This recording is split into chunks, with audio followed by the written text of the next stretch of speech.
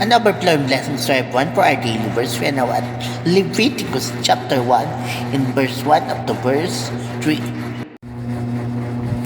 The Lord spoke to Moses from the sacred tent and gave him instructions for the community of Israel to follow when they offered sacrifices. So now we are now at the book of Leviticus, and in this passage it is the Lord giving instruction to Moses rather pertaining to the offerings and sacrifices that they must do. However, we must realize also that we are now at the New Testament. We are now at the modern world.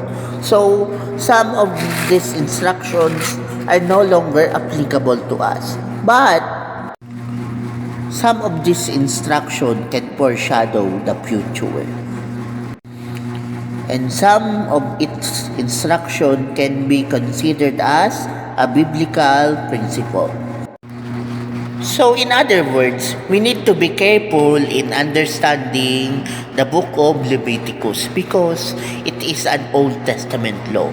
Some of it is still applicable even today and some of it is no longer applicable today. And let us also realize that some of the law of the Old Testament are illegal today. Okay? But some of it can still be practiced even today. That's why in understanding or in reading this book of law or the book of Leviticus, we need the help of the Holy Spirit for us to fully comprehend what does it says. For us to be guided properly. Okay? Okay.